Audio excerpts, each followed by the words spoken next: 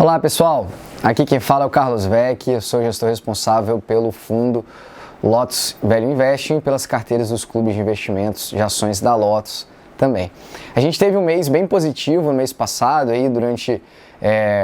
esse arcabouço global que vem se construindo, né, de vacinações e reaberturas. Lá fora as bolsas subiram, batendo vários recordes, e aqui no Brasil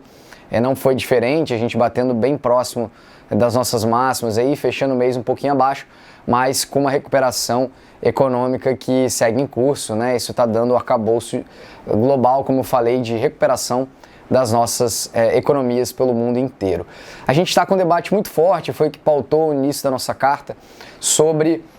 o aumento de juros e a inflação no mundo inteiro, né? Esse tem sido o debate central aí no mercado, nas academias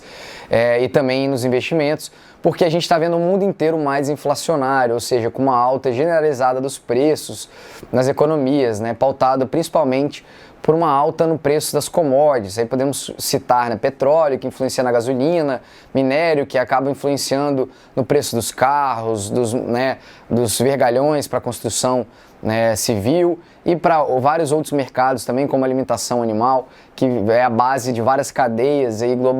globais, né, de suprimentos, que acabam impactando os preços no mundo inteiro. Então, a gente teve, né, decisões de políticas econômicas no mundo inteiro. Aqui no Brasil, o nosso Banco Central decidiu por aumentar em 0,75 a mais a nossa taxa básica de juros Selic, que é basicamente utilizada para controle inflacionário, enquanto nos Estados Unidos, apesar dessa discussão toda de inflação, o Banco Central lá adotou uma postura que a gente chama de mais dovish, mais complacente com a inflação, porque o racional deles é que a inflação ainda é por fatores temporários e não é uma inflação que vai continuar por muito tempo, o que está sendo colocado em xeque por muitos do mercado, mas aparentemente, pelo menos os últimos dados que vieram, estão corroborando com essa tese do Banco Central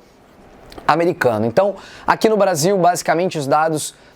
que a gente teve mostraram um PIB mais alto, né, do que o esperado, que a gente vinha projetando no início do ano, com crescimento de 1,2% no primeiro trimestre, que inicialmente, né, nos primeiros meses do ano, era projetado para uma queda, então veio bem acima do esperado. E por causa disso também a gente está tendo uma inflação um pouquinho mais alta aqui, e por isso a gente está vendo uma Selic mais alta, que deve continuar subindo durante o ano, fechando mais próximo de 6,75, 7 no ano, né, com um dólar também um pouco mais baixo. Essas expectativas estão sendo arrumadas. A gente teve o real como a moeda que mais se valorizou dentre as grandes economias e dentre os emergentes e os países desenvolvidos frente ao dólar nesse primeiro semestre do ano, findado em junho, por causa dessa arranjo, né, de expectativas de um crescimento maior, de uma taxa de juros também maior, que faz com que se torne muito mais atrativo tirar dinheiro dos Estados Unidos, que está com uma taxa de juros próxima de zero, para uma taxa de juros que vai chegar mais próxima de 6, 7% aqui no Brasil até o final do ano. Então começa-se a trazer, além das exportações que a gente tem batido recordes aí por um dólar, que tem beneficiado esse setor, a gente tem também esse carry trade, como é chamado no mercado, com dólares vindo para aplicação na renda fixa aqui no Brasil. Então, com base nisso, isso pauta a nossa retomada econômica, com os índices de confiança todos vindo, né, em todos os setores vindo mais altos do que os anteriores, vindo mais alto do que esperados, corroborando com a continuidade de uma recuperação nos próximos meses, uma alta na mobilidade também nas cidades, uma alta considerável dos caminhões nas rodovias e também da produção de papel ondulado, que é tudo que é produzido nas economias vem naqueles papelões, nos caixotes de papelões, né? Seja em produtos para supermercados, de varejo, etc. O que é uma proxy, uma aproximação que a gente tem da retomada econômica, que os dados desse setor também estão vindo muito fortes, o que mostra que o Brasil está realmente focando aí numa reabertura, no crescimento, que é ainda a nossa tese aqui. Desde março a gente vem batendo muito nessa tecla, né? A gente tem nesse mês de junho um desenho mais claro desse cenário que a gente vem desenhando. As vacinas começaram a vir com mais velocidade para o Brasil agora a partir de junho, que a gente conseguiu vacinar mais de 100 milhões de pessoas, está conseguindo uma média no Brasil vacinar mais de 1,5 milhão de pessoas por dia, chegando já mais próximo aí, né, das faixas de 30 anos de vacinação, acelerando essa reabertura, voltando a vida nas cidades voltar um pouquinho mais ao normal. A gente deve ter, segundo as nossas estimativas ainda,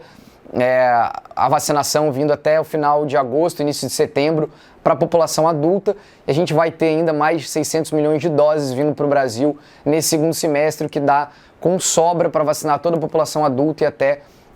eventualmente jovens, né, que possam ser vacinados, segundo as nossas teses. Além disso, essas vacinas nos países que estão mais avançados, apesar dos temores, a variante Delta, a variante Indiana, né, que eles estão chamando desses dois nomes, as vacinas estão sendo eficientes para combater os casos mais graves, né, apesar dessa variante estar se espalhando, ela não tem levado a casos mais graves, tem sido assim em Israel, no Reino Unido, nos Estados Unidos e no Chile também, que estão com as vacinações mais avançadas. Essas vacinas atuais já estão sendo mais eficientes, bem eficientes contra essas vacinas, contra essas variantes novas, tá? Então a gente continua aparentemente com esse novo cenário de reabertura, a gente vem mudando um pouco, né, o foco do consumo para dentro de casa, de reformas, commodity, gastos com varejo digital, para varejo, né, nesse call de reabertura, com viagens,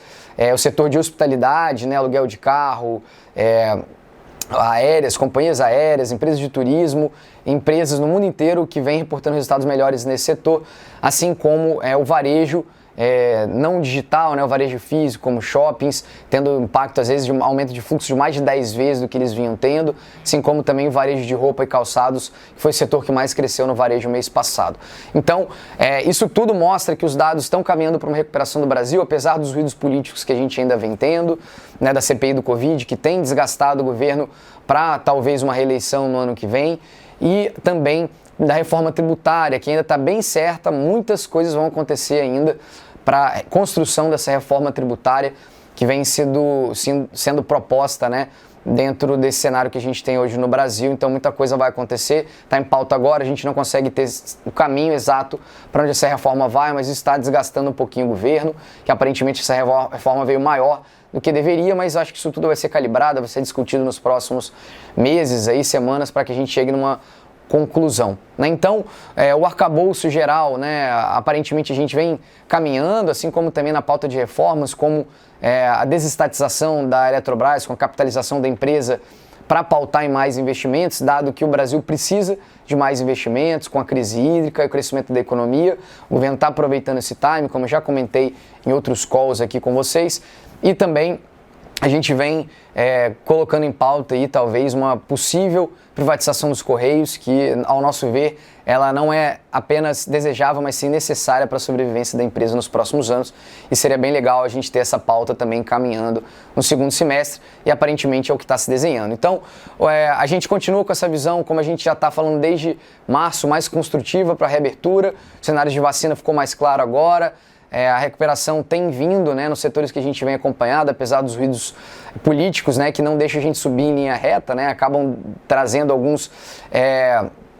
percalços aí no meio do caminho, mas tudo mostra que a gente vai ter um ano aparentemente muito bom ainda para a Bolsa e para a recuperação ainda nesse segundo semestre, né? O Bovespa fechou o mês com 0,46 de ganhos em junho e a nossa carteira fechou com 1,65 de ganhos, mais de 1% acima do Ibovespa, muito focada nesse call de reabertura, de varejo e de crescimento econômico do Brasil. Tá bom? Então ficamos à disposição, desejamos um bom mês de investimentos, ficamos à disposição para o que precisarem. Um grande abraço a todos e bons investimentos. Tchau, tchau.